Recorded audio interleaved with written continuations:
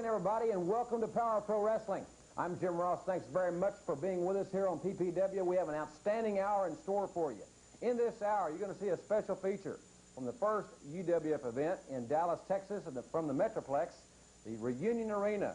Some great footage from that big event. You'll see that later in this hour. We'll also see Steve Dr. Death Williams and Ted DiBiase in tag team action. We'll see a premiere Power Pro video on Ted DiBiase and Steve Dr. Death Williams as well. You'll see Terry Taylor take on Kamala, the Ugandan giant, here on PPW. You'll see Terry Gordy versus Coco Ware, that match from Houston, Texas. We'll also see Iceman King Parsons in this program, along with entertaining and exciting midget wrestling here on PPW. It's going to be a great event. We'll be talking about the national tour that the UWF is planning at this point in time. We'll talk about that as the hour progresses as well. But right now, let's go to a special matchup. Steve Dr. Death Williams and Ted DiBiase together. It's great tag team action. Ladies and gentlemen, introducing first in the blue corner, from Havana, Cuba, weighing 239 pounds, Gustavo Mendoza. And from Boston, Massachusetts, weighing 241 pounds, Sean O'Reilly.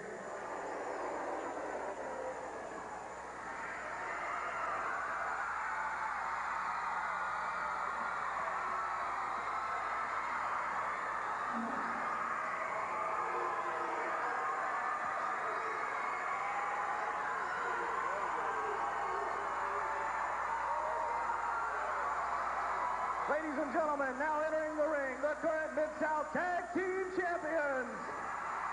From Omaha, Nebraska, weighing 260 pounds, Ted DiBiase. And from Oklahoma University, weighing 270 pounds, Steve Dr. Death Williams. This match, one fall or 10-minute time limit. Well, Joel, these tag team champions, really an unusual situation. These guys have stuck together through thick and thin, and they're an awesome team. Ted DiBiase, youngster who was Rookie of the Year. Dick Murdoch helped get Teddy into this wrestling business. And of course, Dick Murdoch and Ted DiBiase on Totally. And what a battle of survival. By the way, the man who taught Dick Murdoch, the Brainbuster, will be in Tulsa the next time we're here on St. Patrick's Day, March the 17th. Killer Carl Cox. And everybody says he's got a screw loose. He's a tough old Marine, and he and Dick Murdoch had some battles that were classic in the wrestling industry. Here's Steve Dr. Death Williams, a legitimate four-time All-American. Also the starting guard from the University of Oklahoma's football team. Big 8 champion. Got about 4 different rings for playing in bowl games. A proud man, a powerful man, tremendously mobile and light on his feet. You know, one of the last events I was watching you commentate, Doc's quickness on his feet is just amazing. Listen to this crowd. They're chanting, OU, OU, OU. That's for Oklahoma University. They love Doc. He's just a rugged, Damon Runyon-ous individual. John Michael's a big, tall guy. He's really improved a lot. They're against a couple of pretty tough guys in this Michaels and Mendoza. The problem is the difference in the caliber when you talk about Dr. Death and Ted DiBiase. And of course, a match that's really been catching the fans is this struggle between Dick Murdoch and the internationally known superstar, and now another superstar. Definitely a battle to a final conflict. They hear the boos. Oh, look at that! The sheep herders are out there parading around the ring with that New Zealand flag. When you talk about patriotism with Doc and DiBiase, you're talking about serious business. And these guys have been insulting them. And now, when they were distracted, Sean O'Reilly and Mendoza taking advantage. But Doc's not putting up with that. There you see the sheep herders with those flags. Whoa, Doc just threw Gustavo Mendoza horizontally right through the ring ropes. Didn't take long for brought him in. Oh, man. Oh, he closed. Look at him. He let them know. Doc used to be like that even when he wrestled at Oklahoma University. He let the crowd know when he was going to beat somebody. And here he hits the Oklahoma Stampede. And I can tell you, that's effective. DiBiase and Doc, they won that tag match No doubt about it, Ted DiBiase and Steve Dr. Death Williams are one of the most awesome tag team combinations in the history of this sport. Contrary to what Michael Hayes and the Buddy Roberts and Terry Gordy may be saying, that Dr. Death will not be back in action. We know now that that is not true. Dr. Death will be back, and we'll see Dr. Death Steve Williams and Ted DiBiase in a very special video that Joe Watts has produced later in this hour. And we'll be back with midget wrestling right after this time out. Cowboy Lang as he prepares to take on Lord Littlebrook, a midget match.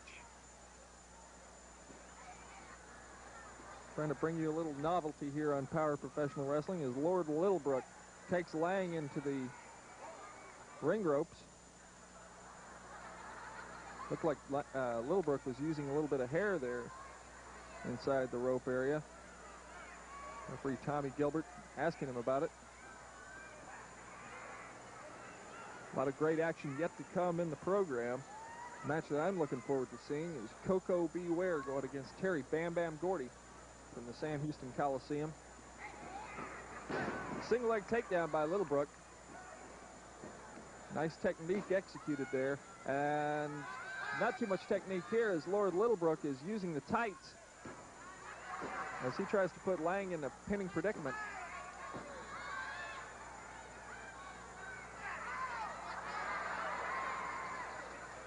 These men are obviously not too big, but they look pretty rugged to me. Littlebrook gets up and complains a little bit there, but of course he wasn't the one who was breaking the rules to begin with. Lord Littlebrook better not pay so much attention to the fans and keep an eye on his opponent. It looked like Cowboy Lang just about snuck up on him there. Oh, Littlebrook really put Lang in a lot of pain there. Completely uncalled for. Littlebrook gouging the eyes of Cowboy Lang.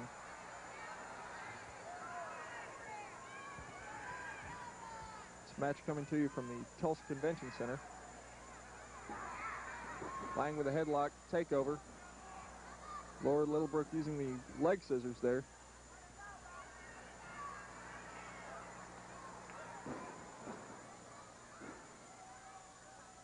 Coming up next, we have the Iceman, King Parsons. He's on his way to the UWF area. Also later on in the hour, we have a new video on Ted DiBiase and Steve Dr. Death Williams. And a piece about the Dallas Reunion Arena. They held a show there recently. 7,000 fans turned out. A great night of excitement. The UWF is in the midst of planning a nationwide tour for the very near future.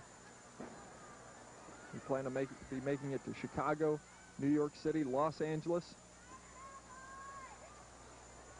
So the people in those areas,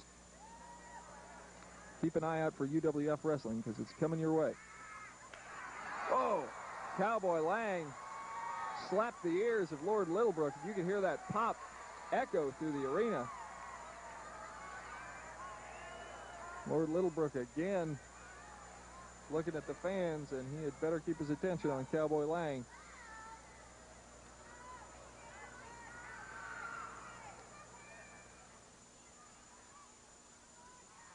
Test of strength coming up here, and Cowboy Lang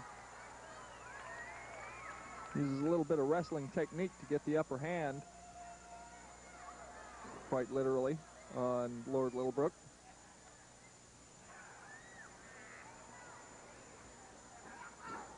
Oh, again, Lord Littlebrook gouging the eyes of Cowboy Lang. Lang may have to get a pair of glasses after this match is over. That seems to be about the only effective move Lord Littlebrook can execute on Lang. Cowboy Lang trying to have a clean scientific wrestling battle with Lord Littlebrook, but Littlebrook appears content to just look out at the fans, and he pays for it right then as Lang catches him with a hard right. Another one, hip toss.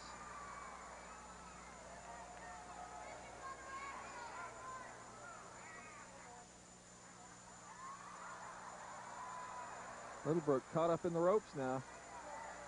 Cowboy Lang executed a little bit of leverage on him, and Littlebrook's still in a predicament. He needs to get out of those ropes. It's not a very good place for him to be, but Cowboy Lang realizes that if he were to go in there right now, especially with Tommy Gilbert reminding him that it would have been a rule infraction.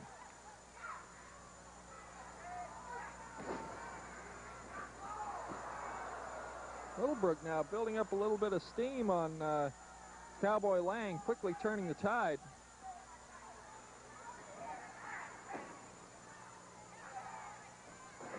Oh, a kick to the forehead. He's hammering those hamstrings. Hamstring muscles like that could be very painful, especially, whoa! Cowboy Lang goes all the way out to the concrete floor. You can hear his back splat on that concrete. Lord Littlebrook showing off now. Again, I got to think that Littlebrook should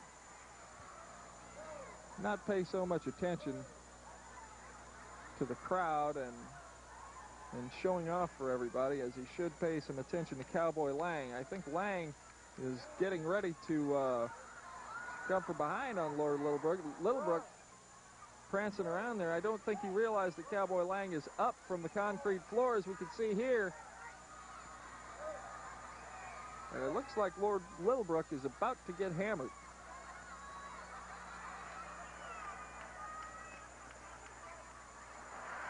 Littlebrook thinks it's the referee tapping his back, but it's Cowboy Lang, and pow! Littlebrook gets it right in the kisser. Cowboy Lang fires him off with another arm whip. Shot to the midsection, and the score is now evened up as Cowboy Lang is no longer paying attention to Tommy Gilbert, but Littlebrook turns the tide. Seems like he used that move to his advantage. He cradles a leg, but he still doesn't have, I don't think, enough leverage on the shoulder blades of Cowboy Lang to gain a fall there. Lang's in a lot of pain. Littlebrook is using a lot of pressure on the knee joint. Not only pressure, but it looks like he may be biting Cowboy Lang in the leg. You can hear Lord Littlebrook saying, "I'm not biting." From what I saw, I think I disagree with that statement.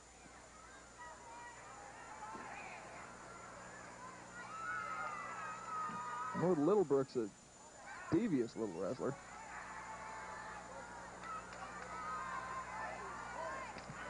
Oh, Littlebrook using the ropes. Hard chops to the throat. See the look of pain on Cowboy Lang's face. He's feeling it. A hard kick to the midsection, and again, Lord Littlebrook using his knees, banging them into the hamstrings of Cowboy Lang. And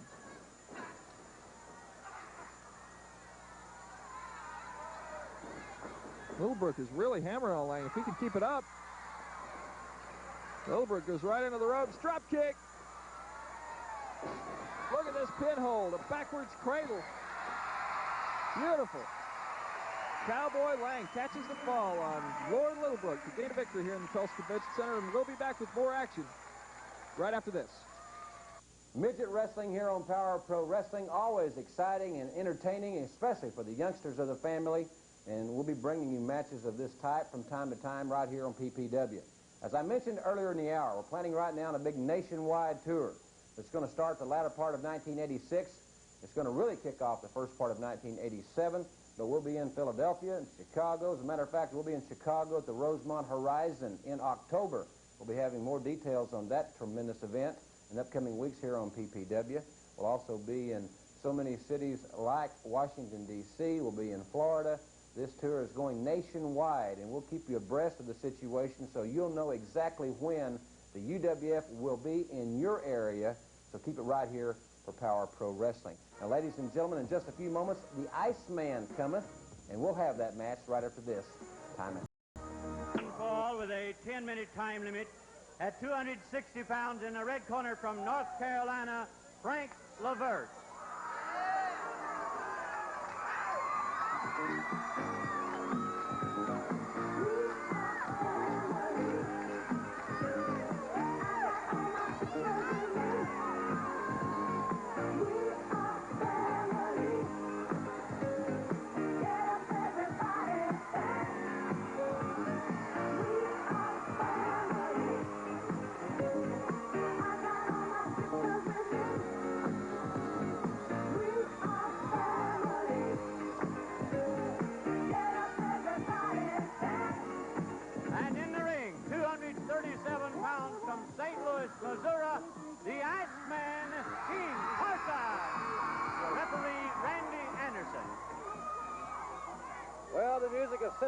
Edge brought the Iceman to the ring. We are family, and of course this jam-packed crowd here at the Irishman Neal Boys Club certainly has taken the Iceman into their family.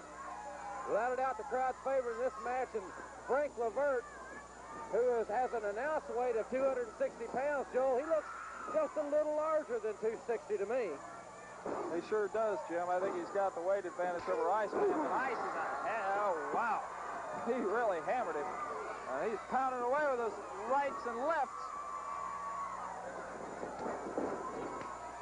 I tell you, Jim, that Iceman is some kind of athlete. Fantastic. Here he comes. Off the ropes with a clothesline. And Frank Levert's down for a lateral press. 1, 2, 3, and a quick victory for the Iceman. Well, the Iceman's certainly not working by the hour, and he is victorious. And ladies and gentlemen, don't go away. Iceman King Parsons, another one of the fine athletes that are flocking to the Universal Wrestling Federation.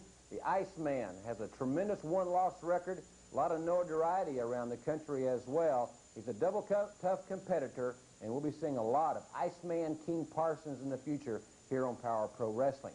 And when we come back, we'll have that special feature from the Reunion Arena in Dallas, Texas. We'll also see the premiere video of Steve Dr. Death Williams and Ted DiBiase when we return. Power Pro Wrestling, Jim Ross back with you. Thanks very much for staying with us. You know, recently in Dallas, Texas, at the beautiful Reunion Arena, what a phenomenal facility there, we had an awesome crowd. First event for the UWF in the Metroplex. Joel Watts has put together, I think, a very interesting feature on that particular event. Let's see it now.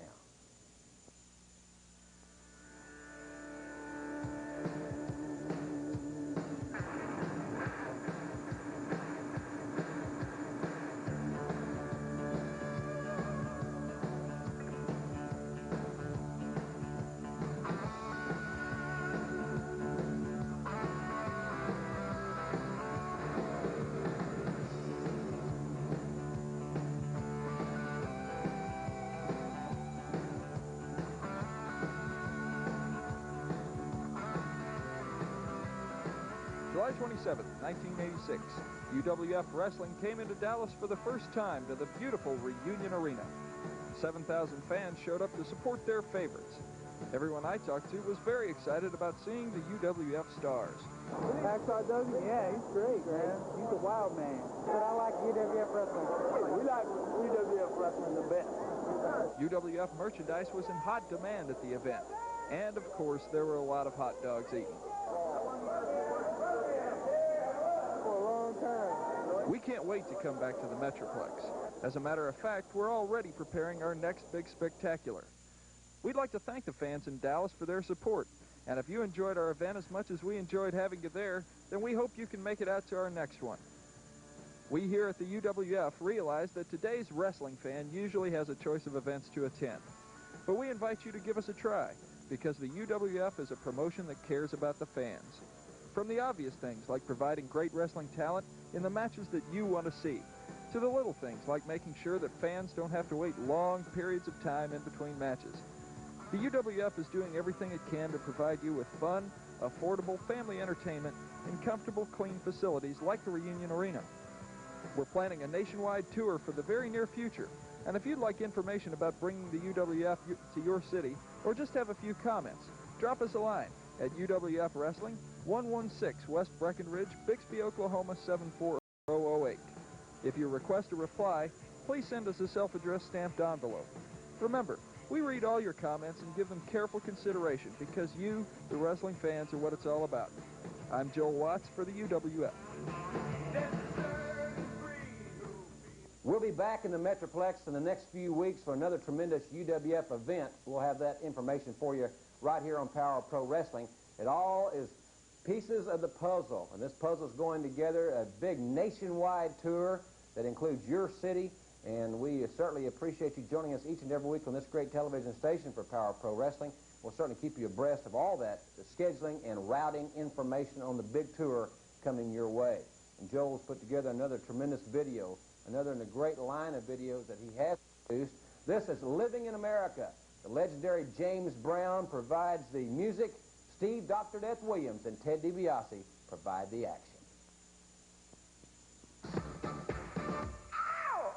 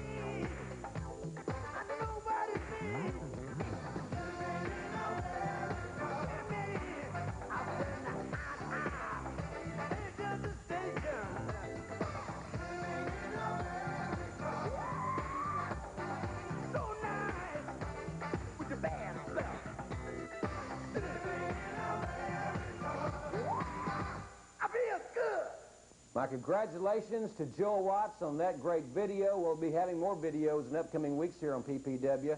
I know that Michael Hayes and company, the Freebirds in particular, will certainly be looking over their shoulder. Ted DiBiase and Steve Dr. Death Williams, along with Cowboy Bill Watts, have some big scores to settle with the Freebirds. Those pending battles should be nothing but knockdown, drag-out brawls. The Freebirds, Ted DiBiase, Steve Dr. Death Williams, and Cowboy Bill Watts. And in just a few moments, we'll see a tremendous battle that features the UWF television champion Terry Taylor against the Ugandan giant Kamala. We'll have that match for you right after this timeout. In the red corner, General Skandar Akbar presents at 400 pounds Kamala, the Ugandan giant. And his opponent, coming to the ring at 232 pounds from Vero Beach, Florida, Terry Taylor. One fall, 10-minute time limit. Carl Fergie, your referee. Terry Taylor with that beautiful 27 pounds of silver and gold, signifying him as the North American heavyweight champion. He has advocated the television title, and we'll start our tournament here next week, ladies and gentlemen, for that. What a matchup. Nowhere else but on Mid-South Wrestling could you see something like this, Joel. What a classic. This really is. This is a main event in anybody's book. And, you know, a lot of people, if you'd have said that Terry Taylor would go against Kamala and have a chance, I might have scoffed at it, but Terry Taylor has made such a tremendous showing for himself against Ted DiBiase. I've seen Terry Taylor recently, and he is in the best condition he's been in since he's been in Mid-South. He is primed. He's ready to take on all comers, including Kamala. I think Terry Taylor is a good enough athlete, and he's such a good ring tactician that even the Savage is going to have a tough time with him, because Taylor has got the brains, and Taylor can move. And Joel, he was distracted there by Friday. He was moving so well and staying away from the big man from Uganda, but Friday distracted him, and there is the result. Well, I think that's one of those factors that a lot of times you can forget about, but you've always got to keep it in the back of your mind. There's Friday and there's Akbar outside of the ring. They could be distractions for not only the referee, but Kamala's opponent. They coach Kamala. They are a definite force to be reckoned with, in addition to the Savage himself. Well, General Skandar Akbar was very adamant with his comments earlier in the hour. It really upset him that Ted DiBiase is no longer the North American champion, because quite obviously that takes away a little of the General's bargaining power. So right here you see this confrontation, the North American champion Terry Taylor and one of the most awesome forces in all of wrestling, Kamala. Kamala pounding away with those tremendous chops. Chops that have the force of, I believe, any martial arts expert equaled, if not bettered. Kamala using the hair. Kamala knows all the tactics. Joel, our handheld microphone picked up something very interesting, that Carl Fergie was having to communicate about the rules with Akbar, because Kamala, how do you communicate with someone that doesn't know our language, our ways, or anything? It puts the referee and Kamala's opponent in a very disadvantageous position. I think that's a good point, Jim. I've refereed a few matches, and I have refereed matches with Kamala before, and you could do your best to try to communicate with the guy. You can make your counts and everything, but you know you're not getting through to him, and you definitely have to tell Akbar what's going on, and you have to tell Friday to tell that guy to keep within the rules. But I don't know how much control they have over him. Terry Taylor now with the break he needed. He's got the distance away from Kamala. He's on his feet. He's got Kamala hurt. That's one thing about Kamala. That mask never shows any pain. You can never tell really when you've got him. Kamala slowing the pace back down. I thought, Joe, at the very beginning of the match, Taylor's strategy very, very precisely mapped out. Hit and move, but now Kamala is controlling the tempo. He may not know he's doing that, but he has slowed the match down and has taken over on Terry Taylor. Well, as long as he's up and he's got his weight on Terry Taylor, see Terry moving back to his feet. As long as he's up and he's making Terry Taylor carry his weight, he's got the definite advantage. Because I don't care how big and strong you are, moving a 400-pounder around for 10 minutes in the ring is going to get you tired. Oh, look at that chop. Oh, that kick. Oh. Now, with all that weight down on the neck of Terry Taylor, Terry's in a grave predicament right now. I'll tell you, at the onset of this match, I thought that Terry would be able to out-strategy Kamala, but Kamala, the savage that he is, and the tremendous brute force that he possesses, is just about unstoppable. I think at this point, with the tremendous weight that he has, he might even be able to catch a fall on Terry Taylor, but he just keeps going.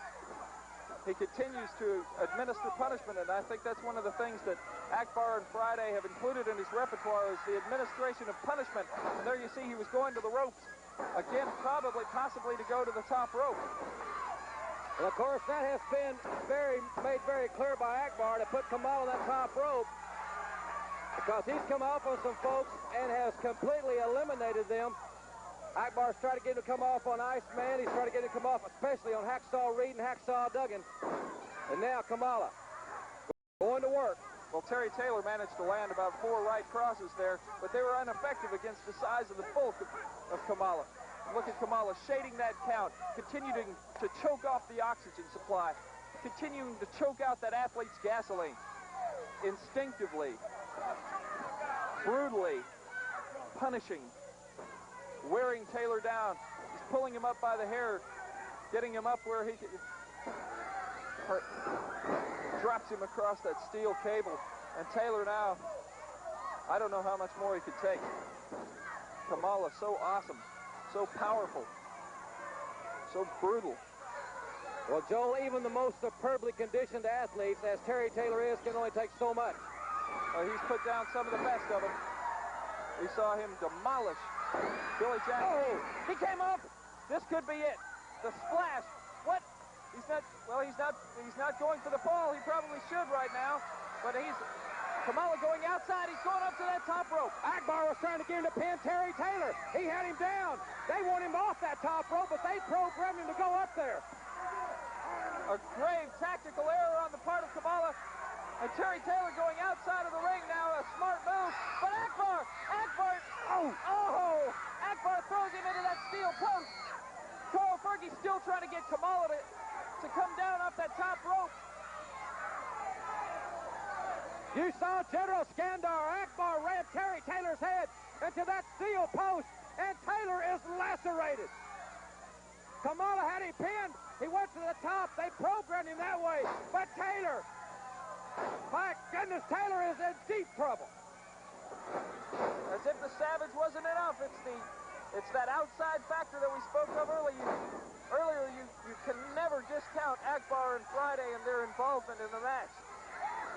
The distraction of Kamala going up to the top rope turned out to be the ally that Kamala needed. But no, Terry Taylor gets out of the way.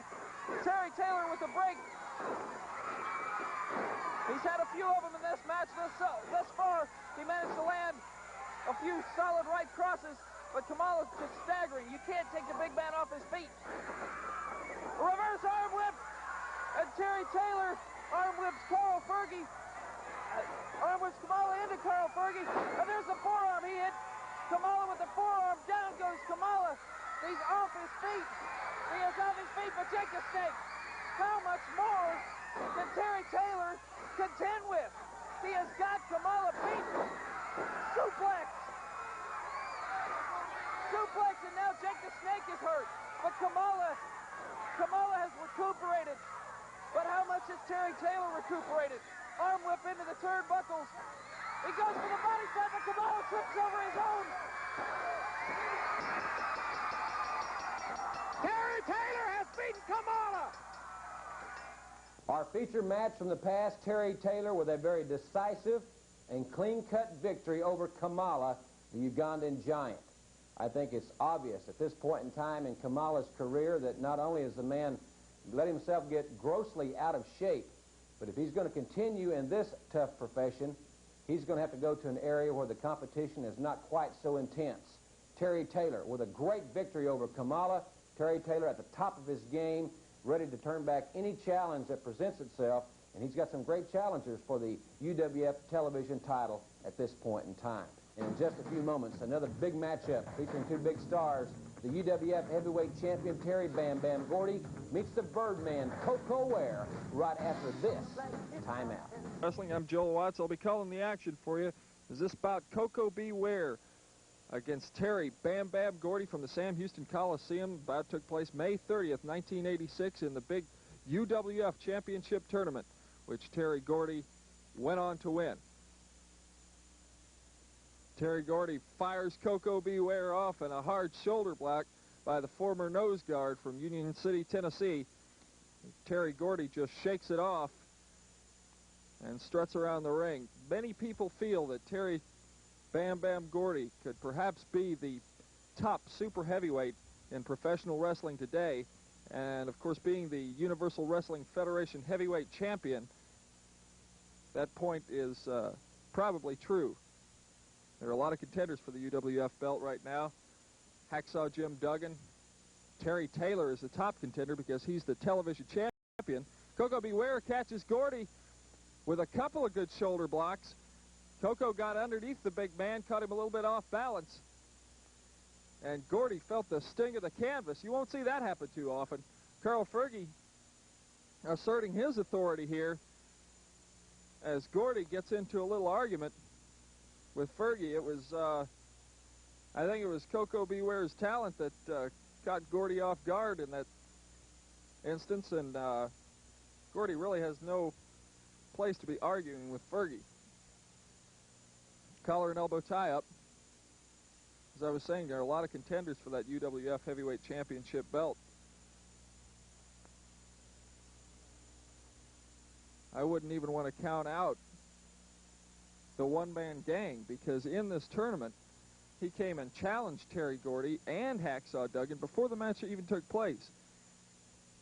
If you recall, the gang had said that the tournament shouldn't even have gone on without him in it, and that he felt that he could beat either Gordy or Duggan, and that he should just slide right into the finals and take place in the match. I don't necessarily agree with that philosophy. However, the one-man gang is a double tough man, and both Duggan and Gordy are probably going to have to contend with him somewhere along the line.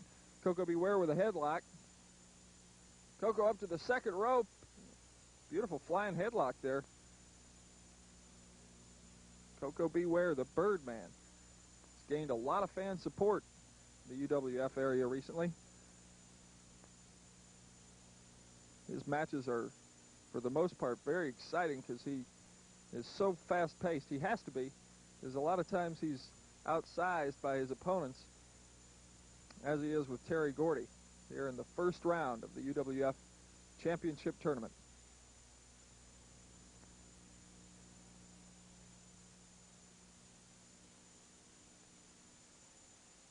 Terry Gordy up to his feet.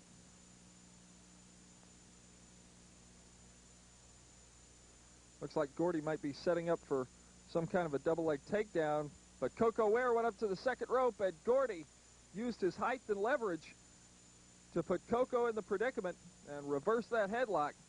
And Koko's head went driving into the mat. You can see him holding the back of his head underneath that canvas.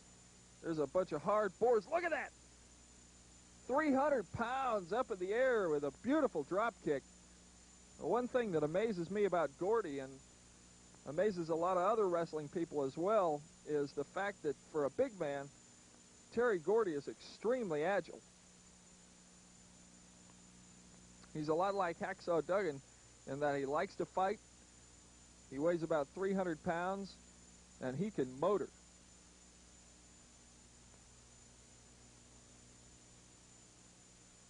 Oh, Gordy really using that turnbuckle on Koko Ware's head. Koko is just getting hammered.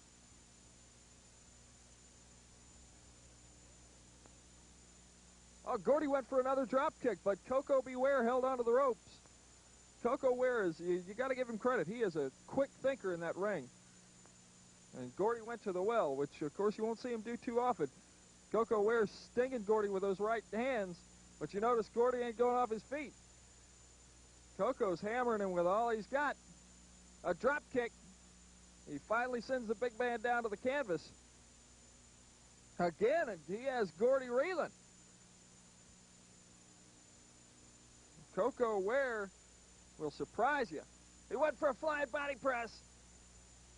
And Gordy gets out of the way. Still, the quickness of Koko Ware allowed him to recover and land flat on his back on the mat without breaking his neck on the canvas. Gordy sets for a clothesline. Man, did he hammer Koko. Gordy with that powerful clothesline.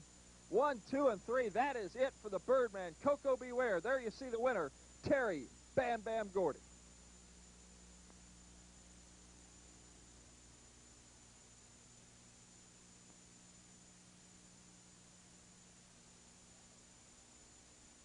A lot of people right now, ladies and gentlemen, consider the big man from Chattanooga, Tennessee, Terry Bam Bam Gordy, as the premier wrestler in the world today.